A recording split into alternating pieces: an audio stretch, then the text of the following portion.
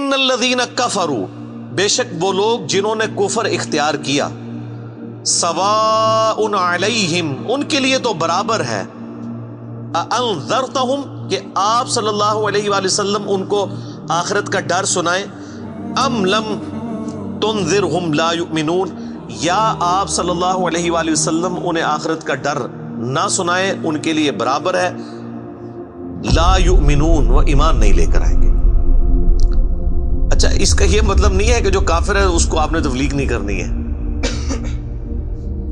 تو یہ کتاب ہدایت پوری انسانیت کے لیے، ہدی للناس وبینات من الہدی والفرقان، اس میں امپلائڈ ہے ان الذین کفروا، بے شک وہ لوگ جنہوں نے کفر اختیار کیا ہے، جان بوجھ کے آنکھیں بند کی ہوئی ہیں، جس کو ڈاکٹر اسرار صاحب رحمہ اللہ تعالیٰ بڑی پیاری بات کرتے تھے کہ جو شخص سویا ہوا ہے اس کو تو آپ جگا سکتے ہیں، اور جو آنکھیں بند کر کے لیٹا ہوا ہے اس کو کوئی نہیں اٹھا سکتا، کیونکہ وہ پہلے ہی جاگ رہا ہے، جاگنا چاہتا نہیں ہے۔ تو ایسا شخص جس کے اوپر حق اور باطل واضح ہو چکا ہو، اس کے باوجود وہ جان بوجھ کے کفر کی روش اختیار کرے، اس کے لیے قرآن میں کوئی ہدایت نہیں ہے۔ یہ بڑا خطرناک معاملہ ہے۔ تو اس سے مراد وہ کافر ہے کہ جو حق جاننے کے باوجود جان بوجھ کے اپنی قبیلے کی حمایت کے اندر، اپنی نسلی تعصب کے اندر، یا جیلسی فیکٹر کی وجہ سے، جس طرح یہودی تھے، نبی صلی اللہ علیہ وآلہ وسلم کو ماننے سے انکار کر دیا، وہ سب کے سب اس کیٹیگری میں فال کرتے ہیں۔ ان کے لیے اب آپ ان کو تبلیغ کریں نہ کریں، ان کے لیے برابر ہے، وہ ایمان نہیں لے کر آئیں گے۔ ختم اللہ علی قلوبہم، اللہ نے ان کے دلوں پر مہر لگا دی ہے، سیل کر دیا، یعنی سیل ہو گئی، اب کوئی چیز اس کے اندر داخل نہیں ہو سکتی۔ وعلی سمعہم، اور ان کے کانوں پر بھی، وعلی ابصارہم، اور ان کی آنکھوں پر بھی، غشاوۃ، پردہ پڑ چکا ہے، ولہم عذاب عظیم، اور ان کے لیے بہت بڑا عذاب تیار کر رکھا ہے اللہ نے۔ وَلِعَوْذُ بِاللَّهِ تَعَالَى اللہم اجرنا من النار، اللہم اجرنا من النار، اللہم اجرنا من النار۔ اچھا، قرآن کا طالب علم جب اس طرح کی آیات پڑھتا ہے نا تو وہ پریشان ہو جاتا ہے کہ بھئی قرآن تو بہت سٹریٹ فارورڈ ہے، اور آپ دیکھ رہے ہیں کہ اللہ تعالیٰ کے مزاج میں وہ چیزیں نہیں ہیں جو آپ کو میٹھے میٹھے وائزین بتاتے ہیں۔ اس لیے میں کہتا ہوں کتابوں کا خدا اور ہے اور بابوں کا خدا اور۔ قرآن بہت سٹریٹ فارورڈ ہے، کیونکہ یہ کلام کرنے والا کون ہے؟ اللہ، بے پرواہ ہے، اور وہ اسی پیشن کے ساتھ بات کرے گا تو آپ بھی اللہ کو سیریس لیں گے نا۔ اور اگر آپ کو یہ کہانی کرائی جائے گی، خیر ہے، جیسے ایک نانی ماں ہوتی ہیں، ایک دادی ماں ہوتی ہیں، تو اللہ تعالیٰ تو نانی اور دادی سے بھی بڑھ کے رحم کرنے والا ہے۔ یہ کہانی، یہ کس آیت میں، کس حدیث میں لکھی ہوئی ہے یہ بات؟ اور میں اس کو پھر اینٹی وینم الزامی جواب کے طور پہ، پھکی کے طور پہ کہتا ہوں کہ اگر یہ نانی دادی اور ماں کے ساتھ آپ اللہ کو تشبیہ دے رہے ہیں اس کی محبت کو، تو کیا یہ نانی دادی اور ماں والی محبت اللہ تعالیٰ کی ابو جہل اور فرعون کے ساتھ بھی ہے؟ تو سارے کہیں گے نہیں۔ تو جو کلمہ پڑھ کے اللہ کے نافرمان اور باغی ہیں ان کے ساتھ بھی ہے؟ نہیں۔ جو اللہ کی طرف رجوع لے آئے ان کے لیے، پورے قرآن میں ایک آیت بھی ایسی نہیں ہے کہ جو اللہ کا باغی ہو، رجوع نہ لانے والا ہو، اللہ کہتا ہوں میں اس کو معاف کرنے والا ہوں۔ ہمیشہ یہ ہے کہ جو توبہ کر لے، اپنی اصلاح کر لے، رجوع لے آئے۔ یہ درجنوں آیات ہیں، وہ وقت کے ساتھ آئیں گی، ورنہ تو میں اسی آیت کے اوپر ہی پورا یہ لیکچر ختم کر دوں گا، پھر آپ کا وہ یہ مصحف تو پچھلا تو 9 سال میں ختم ہوا ہے، یہ 18 سال میں بھی ختم نہیں ہونا۔ لیکن جنرل میں بات ضرور کروں گا تاکہ آپ کو ایک کنسیپٹ کلیئر ہو کہ جو باتیں بتائی گئی ہیں بالکل نان سینس باتیں ہیں، اس طرح کا کوئی کنسیپٹ نہیں ہے اسلام کے اندر۔ ایک میرا یوٹیوب پہ کلپ بھی ہے، اللہ کی رحمت سے دھوکا، وہ آپ کلپ دیکھیں، میں نے اس میں کراس ریفرنس کے طور پہ کئی آیات پیش کی ہیں کہ یہ آپ کو بالکل کہانی کرائی گئی ہے۔ اللہ تعالیٰ اپنے معاملات میں بہت سخت ہے۔ اچھا، اس کی وجہ سے بعض لوگوں کے دماغ میں یہ بھی آ جاتا ہے کہ یار اللہ تعالیٰ دیکھو مور لگا دیتا ہے، نعوذ باللہ اللہ تعالیٰ کی اپروچ بڑی کوئی فنیٹک والی ہے، نعوذ باللہ۔ ایسا نہیں ہے، یہ ان لوگوں کے لیے جو جان بوجھ کے حق سے اناد کرتے ہیں، تو پھر اللہ تعالیٰ کہ غضب کا کوڑا ان پہ پڑتا ہے کہ یار ان کو بات سمجھ بھی آ گئی تھی، اس کے باوجود انہوں نے یہ کیا ہے، اب میں ان کو نہیں چھوڑوں گا، اب ان کے اندر ہدایت داخل بھی نہیں ہو سکے گی. یہ بہت، یعنی اس کو کہتے ہیں پوائنٹ آف نو ریٹرن. اب اس پہ اللہ تعالیٰ کو کوئی پوچھ نہیں سکتا، اس کو اللہ نے بین کیا ہے. لا يسأل عما يفعل وهم يسألون. اللہ کو کوئی نہیں پوچھ سکتا اس نے کوئی کام کیوں کیا. اللہ ہر ایک کو پوچھ سکتا ہے. یہ اللہ کو گلہ نہیں کیا جا سکتا. رب ہے، مالک ہے، اس نے اپنے لیے رول طے کیا کہ بھئی جب پوائنٹ آف نو ریٹرن پہ کوئی بندہ پہنچے گا، سچائی قبول کرنے کے باوجود وہ حق سے اناد کرے گا، اس کو نظر آ جائے گی سچائی ہے، پھر بھی وہ اناد کر دے گا، پھر میں مہر لگا دوں گا. اور پھر وقت کا پیغمبر بھی اس کو ہدایت نہیں دے سکتا. انک لا تہدی من احببت ولکن اللہ یہدی من یشاء. اے نبی، جس سے تم محبت کرتے ہو تم بھی اسے ہدایت نہیں دے سکتے. اللہ جسے چاہتا ہے ہدایت دیتا ہے. ہدایت کس کو دیتا ہے؟ والذین جاہدوا فینا لنہدینہم سبلنا. جو لوگ ہماری راہ میں کوشش کریں گے ان کے لیے ہم اپنی راہیں کھولیں گے. اس کائنات کی سب سے ایلیٹ چیز ایمان ہے، جس کے اوپر ہمیشہ کی کامیابیوں اور ناکامیوں کا فیصلہ ہونے والا ہے. تو آپ کیا سمجھتے ہیں کہ آپ کو یہ راہ چلتے فٹ پاتھ پہ گری پڑی مل جائے گی؟ اس کے لیے کوئی ایفرٹ پٹ نہیں کرنی پڑے گی. اور دنیا میں جس چیز کی منفعت چند سالوں کے لیے ہو وہ بھی اتنی ایفرٹ پٹ کرنے کے بعد ملتی ہے.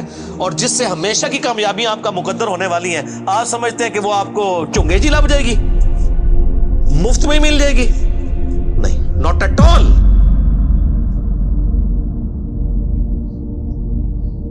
میری وائف نے جب پہلی دفعہ قرآن پڑھا نا شادی کے بعد، میں نے اس کو ایک قرآن کلاس ہوتی تھی رمضان شریف میں، تو میں نے کہا میں بچے وغیرہ میں دیکھوں گا، تم نہ صرف ایک دفعہ قرآن پڑھ لو تاکہ تمہیں پتہ چلے قرآن میں لکھا کیا ہوا ہے.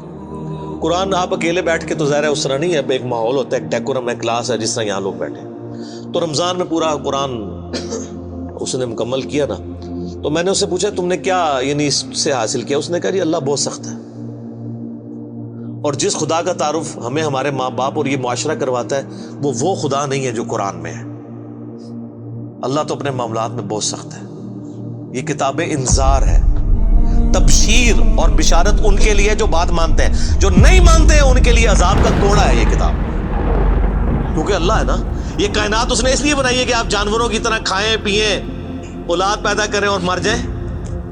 انسان کو اس نے اپنے لیے پیدا کیا ہے، پوری کائنات انسان کے لیے اور انسان کو اپنے لیے. وما خلقت الجن والانس الا لیعبدون. اچھا یہ جو بات ہے نا، ختم اللہ علی قلوبہم وعلی سمعہم وعلی ابصارہم، مہر لگا دی ان کے دلوں پر، کانوں پر، آنکھوں پر، پردہ ڈال دیا، اب عذاب ہی ان کو آئے گا. یہ آپ نے اگر بات سمجھنی ہے نا تو آپ پارہ نمبر 7 کے آخری صفحے پہ آ جائیں. سورۃ الانعام میں آیت نمبر ہے 110، 7ویں پارے کی آخری آیت. آپ کے یہ بلو والے قرآن میں 142 نمبر پیج کی آخری آیت 110 نمبر. وَنُقَلِّبُ أَفْئِدَتَهُمْ وَأَبْصَارُهُمْ، ہم پھیر دیتے ہیں ان کے دلوں کو اور ان کی آنکھوں کو، عقل اور ان کی آنکھوں کو، کہ وہ حق بات قبول نہ کریں. حق سے اللہ فرماتا ہے کہ میں ان کو حق سے اندھا کر دیتا ہوں. کما لم یؤمنوا به اول مرہ، جس طرح کہ انہوں نے بھی تو پہلی دفعہ جب ان کے اوپر حق کھلا تھا انہوں نے ایمان لانے سے روح گردانی کی تھی نا، اب یہ چاہیں گے بھی نہ تو میں ان کو اسلام کی طرف نہیں آنے دوں. وَنَذَرُهُمْ فِي طُغْيَانِهِمْ يَعْمَهُونَ، اور میں ان کو چھوڑ دوں گا اپنی سرکشی میں بھٹکتے پھرے. وَلَوْ أَنَّنَا نَزَّلْنَا إِلَيْهِمُ الْمَلَائِكَةَ، اور اب اگر فرشتے بھی ان کے سامنے نازل ہوں، وَكَلَّمَهُمُ الْمَوْتَى، اور مردے قبروں سے نکل کے ان کے ساتھ بات کرنا شروع کر دیں. وَحَشَرْنَا عَلَيْهِمْ كُلَّ شَيْءٍ قُبُلًا، اور ہر چیز جن کا ان سے وعدہ کیا تھا ان کی آنکھوں کے سامنے آ جائے، قیامت بھی، عذاب بھی، سب کچھ بھی. مَا كَانُوا لِيُؤْمِنُوا، پھر بھی ایمان نہیں لے کے. یہ ہے سر کتابوں کا خدا. یہ نانی اماں، دادی اماں اور ماما نہیں ہے، یہ اللہ ہے. کتنی سختی ہے کہ فرشتے بھی.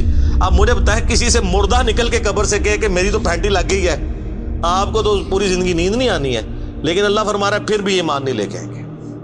کر لو جو کر. یہ اللہ کہہ رہا ہے. آمین. الا ان یشاء اللہ، ہاں اگر اللہ ہی چاہے زبردستی کسی کو اس طریقے سے ہدایت دے تو وہ الگ بات ہے. ولیکن اکثرہم یجہلون، لیکن اکثر لوگ جہالت کا شکار ہیں. وہ اپنی وشفل تھنکنگز کے اندر، امانیہم جنہیں کہا گیا ہے، وہ ان میں پھر رہے، پھرتے رہے۔ اللہ تعالیٰ اپنے معاملات میں بہت سخت ہے میرے بھائیوں، اللہ کو سیریس لینے کی ضرورت ہے۔ ظاہر ہے اس کائنات کی ایک ہی حقیقت ہے، وہ اللہ ہے، اگر اس کو کوئی سیریس نہیں لیتا تو اللہ تعالیٰ کے لیے کیا ہے؟ وہ تو اپنے نبی سے 3 دفعہ قرآن میں کہلوا رہا ہے، قل انی اخاف ان عصیت ربی عذاب یوم عظیم، اے نبی تم فرما دو کہ بالفرض اگر میں بھی اپنے رب کی نافرمانی کروں تو مجھے خود اس بات کا ڈر لگا ہے کہ بڑے دن کا عذاب مجھے بھی آ پکڑے گا۔ جی سورۃ الانعام، سورہ یونس، سورہ الزمر، 3 سورتوں میں یہ ایک آیت 3 دفعہ آئی ہے۔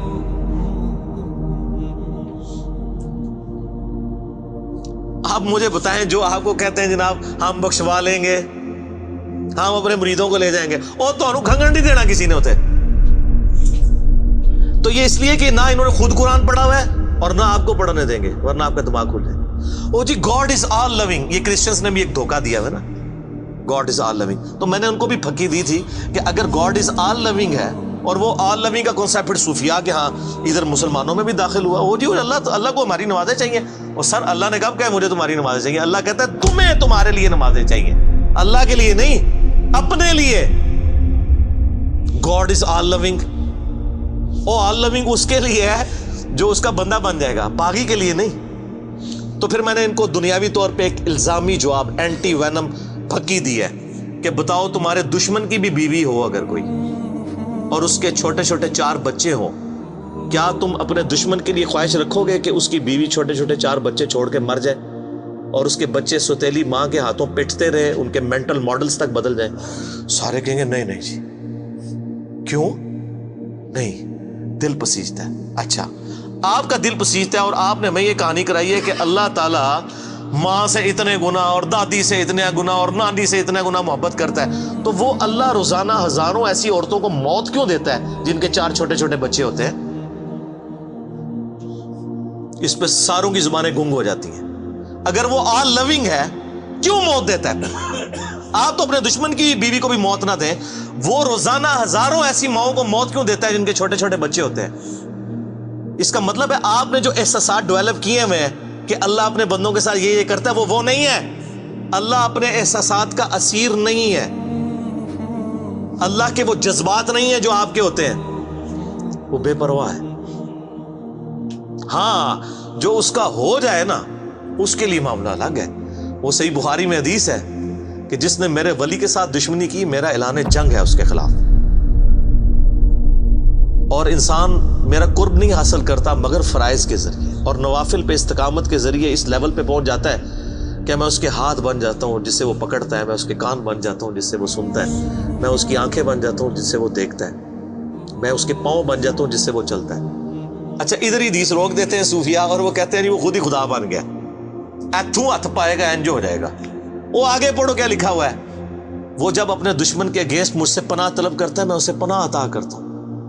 اگر وہ اللہ ہی سے پناہ طلب کر رہا ہے تو وہ پھر ہاتھ مارنے جو گا تو نا یہ ہاتھ بن جاتا ہوں، پاؤں بن جاتا ہوں، کان بن جاتا ہوں، اس سے مراد یہ کہ اس کا اوڑھنا بچھونا پھر میں ہی بن جاتا ہوں۔ قل ان صلاتی و نسکی و محیای و مماتی للہ رب العالمین، اے نبی تم فرما دو بے شک میری نماز، میری قربانی، میرا جینا، میرا مرنا سب اللہ کے لیے۔ اوڑھنا بچھونا اللہ بن جاتا ہے۔ اس حدیث کے آگے الفاظ ہیں، اللہ تعالیٰ ماتا ہے مجھے کبھی کسی معاملے میں ہچکچاہٹ نہیں ہوتی سوائے ایک معاملے کے کہ جب مجھے اپنے کسی مومن بندے کو موت دینی پڑتی ہے۔ اللہ کہتا ہے میں بھی اس پہ ریلیکٹڈ ہوتا ہوں، کیوں؟ میرا بندہ موت کو ناپسند کرتا ہے۔ ظاہر ہے موت تو کسی کو بھی پسند نہیں ہے، انسان زندہ رہنا چاہتا ہے اور یہ اللہ نے انسان کی کوالٹی رکھی ہے کہ اسے زندہ رہنے کی خواہش ہے۔ اسی لیے اولیاء اللہ بھی جب خطاب کر رہے ہو نا وہاں پہ اسپیکر پھٹ جائے تو وہ بھی یوں کر جاتے ہیں، لا خوف علیہم ولا هم یحزنون۔ کیوں کرتے ہیں؟ یہ نیچرل اللہ نے رکھا ہوا ہے۔ کسی اولیاء اللہ کو کہنا یہ سامنے یہ بٹ صاحب کے پاس جو بندوق بڑی خطرناک سی انہوں نے تانی ہوئی ہے، کسی اولیاء اللہ کو کہنا پڑھ لے کلمہ میں چلان لگاؤں تو آپ دیکھ لیں اس کی کیا حالت ہوگی۔ یہ اللہ نے نیچرل رکھا ہوا ہے۔ موت تو اللہ فرماتا ہے کہ میں بھی ریلیکٹڈ ہوتا ہوں، وہ اپنی موت کو ناپسند کر رہا ہوتا ہے اور میں اسے موت دے کے اپنے پاس لانا چاہتا ہوں۔ پھر کیا ہوتا ہے؟ پھر تو وہ قرآن پاک میں سورہ حمیم سجدہ میں ہے نا کہ ایسے لوگوں میں پھر فرشتے نازل ہوتے ہیں، ان کو بشارت دیتے ہیں موت کے وقت. اور پھر سنن ابی داؤد میں، سنن نسائی میں بڑی ڈیٹیلڈ احادیث ہیں کہ جب ایمان والے کی موت کا وقت قریب آتا ہے تو باقاعدہ اس کو آمادہ کیا جاتا ہے کہ وہ خود کہے کہ میں مرنا ہے. وہ جب سب کچھ دیکھتا ہے وہ کہتا ہے ٹھیک ہے جان دو. پہلے نہیں کہتا جان دو. بڑا مشکل کام ہے. پہلے کہنا کہ جان دو تو حضرت موسیٰ علیہ السلام تھپڑ کیوں مارتے ہیں اسرائیل کو؟ میرا وہ بھی کلپ چڑھا ہے نا بخاری مسلم میں حدیث ہے جو. تو یہ بہت سینسٹیو ایشو ہے. اللہ تعالیٰ کے بارے میں آپ اپنے دماغ کھول لیں. یہ آپ وہ کتاب کھول رہے ہیں جو بابوں کی لکھی ہوئی نہیں ہے کتاب. یہ اللہ کی نازل کردہ کتاب ہے. اس کو اسی طریقے سے سمجھنا ہے. شروع میں ہی آپ کا کانٹا نکل جائے گا تو آپ کو آگے قرآن سمجھنا آسان ہوگا. اللہ کے مزاج کو سمجھنا ہے آپ نے. اور یہ دماغ میں بات طے کر لینی ہے کہ بابوں کا خدا اور ہے اور کتابوں کا خدا اور. یہ آپ جو پڑھ رہے ہیں نا یہ وہ خدا ہے جس کا تعارف محمد رسول اللہ صلی اللہ علیہ وآلہ وسلم نے آپ کو کروایا. یہ وہ خدا ہے جس کا تعارف پیغمبروں نے کروایا اور پیغمبروں نے ان کتابوں کے ذریعے کروایا جو اللہ نے ان پہ نازل کی تھی. یہ مولانا روم کے مثنوی شریف والا خدا نہیں ہے، یہ قرآن شریف والا خدا ہے. وہ کہتے ہیں وہ مثنوی مولانا روم جو ہے وہ فارسی کا قرآن ہے. استغفر اللہ تو بولی ایڈیاں کہانیاں، ایڈے جھوٹ، اتنی انبیاء کی گستاخانہ واقعات اس کے اندر ہیں اور اس کو کہتے ہیں فارسی کا قرآن ہے. سر فارسی کا قرآن وہی ہوگا جو قرآن کا ترجمہ فارسی میں شاہ ولی اللہ دہلوی نے کیا ہوا ہے. باقی وہ کہانیاں لکھتا رہے وہ قرآن نہیں بنتا. تو یہ ساری میں نے گفتگو شروع میں ہی کانٹا نکال دیا.